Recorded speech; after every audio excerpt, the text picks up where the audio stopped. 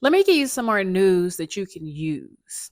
So, not only are Atlanta rents decreasing, but so is the price of your future concert tickets because the Justice Department is suing Live Nation, accusing them of being a monopoly. Let's get into it. Before we get started, just in case you're new here, hello, my name is Gaisha and I'm your new favorite economist. So let's first define a monopoly. So it is not just a game, but rather it is an economic concept, which is when one seller just dominates the entire market and has no competition for the simple reason that they've become so efficient to whereas they can offer something below cost, to them at least, but to everyone else is super expensive, and they can basically knock out all of the competition.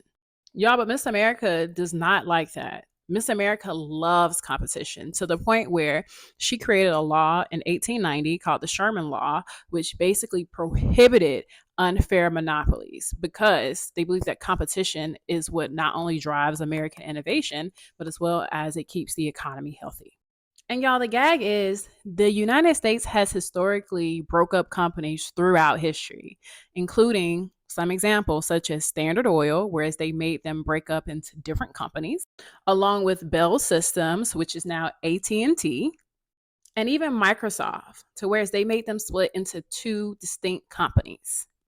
Now let's get into the Ticketmaster and Live Nation merger that occurred in 2009, to whereas both companies decided to combine based upon their strengths, whereas Ticketmaster would for their distribution and Live Nation for their control of venues. So at first, this was touted as being good for the music industry, especially because at this time they were suffering from declining record sales and they could stand to benefit from more ticket sales for live performances. So at the time, it only made sense.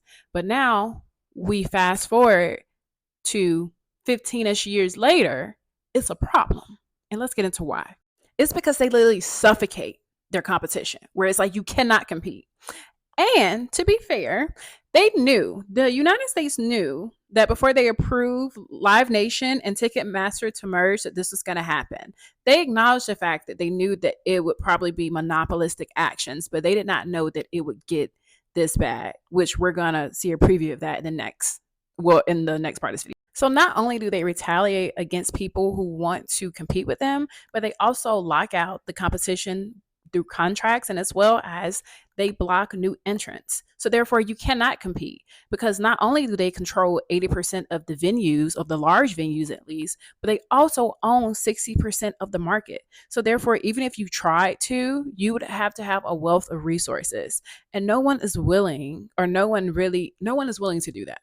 So because nobody is willing to play little bank take big bank, of course they're going to have bad customer service, which is something in which that people complained about when purchasing their Taylor Swift and as well as Beyonce tickets, and as well as high tickets because of the fact that they have no competition. Like where else are you going to go?